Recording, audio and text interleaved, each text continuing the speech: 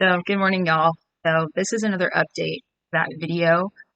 I'm not taking it down. That was actually on the recommendation of my therapist. So, I'm going to keep it up because I think it's a good thing to do regardless. I do not know my step score yet. I have bad test anxiety, so I'm supposed to be checking with her at 5 p.m.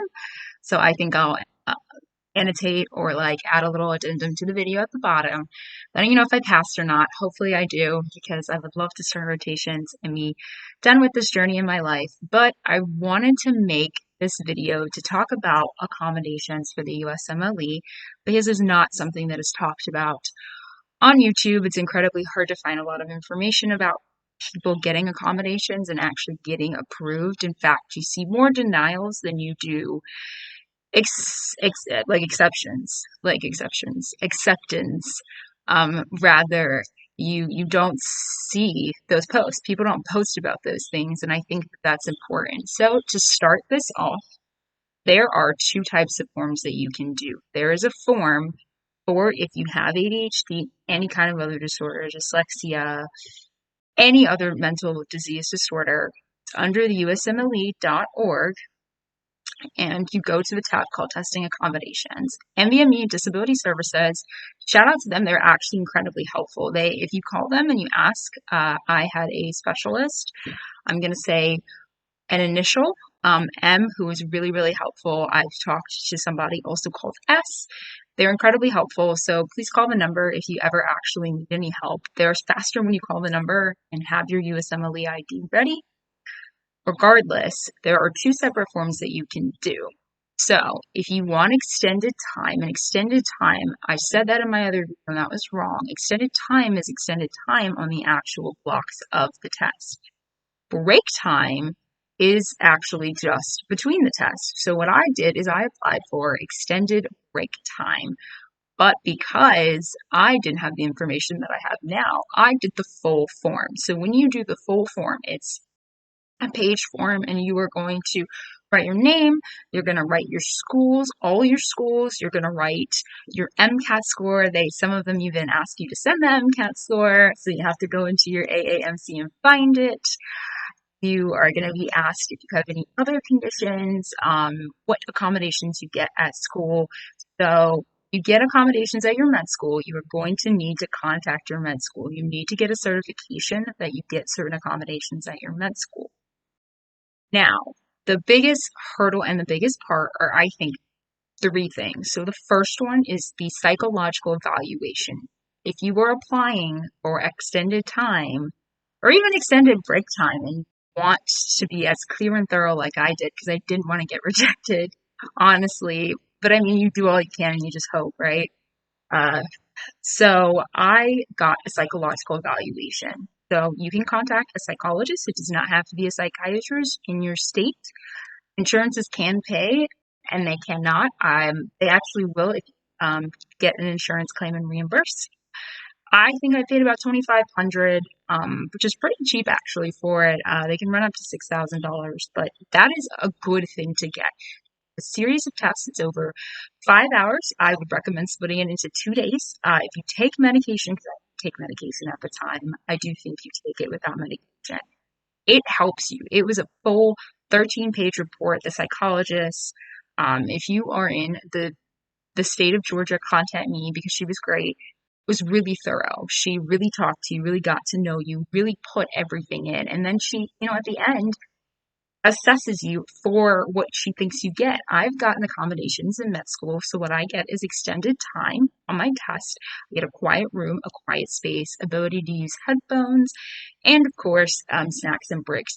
They have changed my life immensely. Like when you are neurodiverse and it's hard to focus and you have to take your test on a computer, like, and everybody's clicking. It's so hard to focus. So when you have all of that, because the standard kids don't get that at my school, and for privacy purposes, I will not be listing the name of my school. The accommodations were so incredibly helpful. At my school, they follow you throughout your step 2. They don't follow you to step 2, but they follow you to self-exams. So I would highly recommend that because nobody can argue in it. Nobody can argue that evaluation. Honestly, through the ADA Act, so the Americans Disability Act, they can't argue it. Like, You have something that legally says you have ADHD, you have ADHD.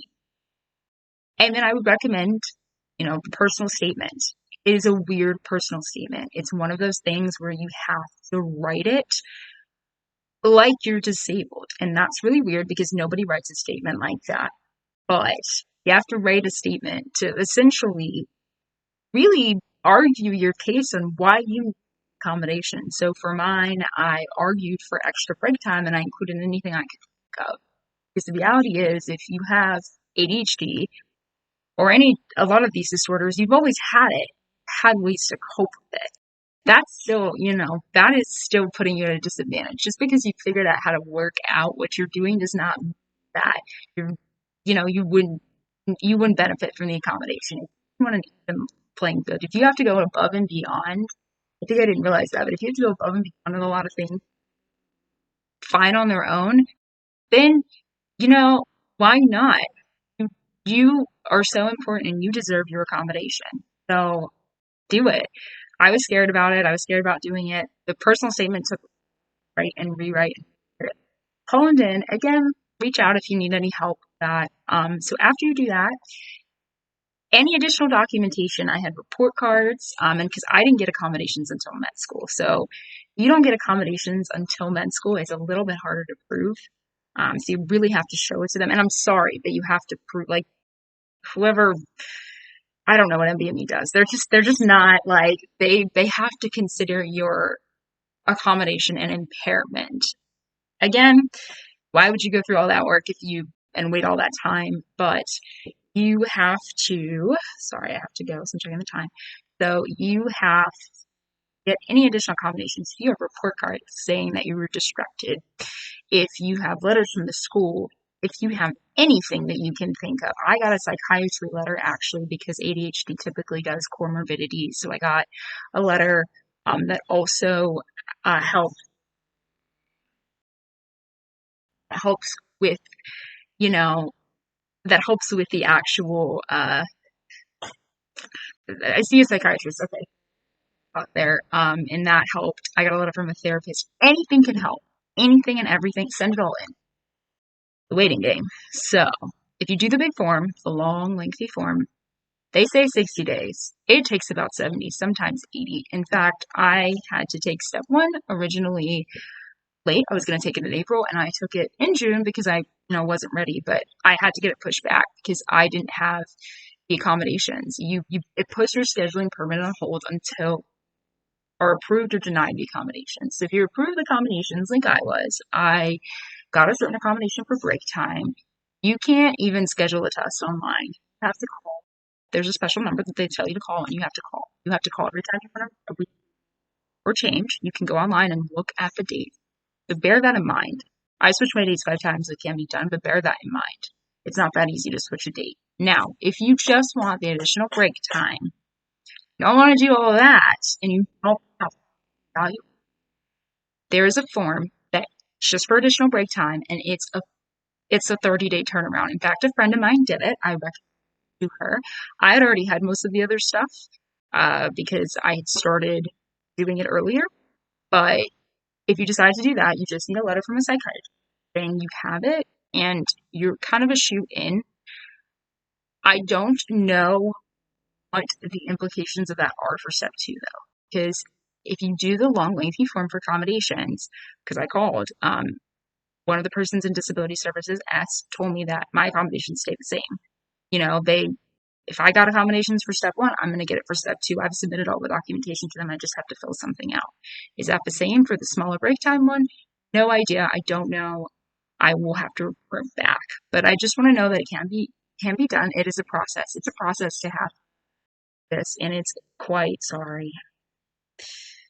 Apple Watches. I have to be perfectly honest that it's an upward battle. Like, you have to prove that you need what you need, and it seems almost oxymoron because why would I be doing all these things if I didn't need them? But it can work out. Be patient, which is so hard for us ADHDers. And the universe is on your side. So whether you're taking step or not, whether you watch this video because you wanted to, know that I support you. This journey is hard. It's hard for anybody, especially anyone that's different. But, ADHD has been both a challenge and a blessing in disguise, and we can make it happen. So see you on the other side, and have a great day.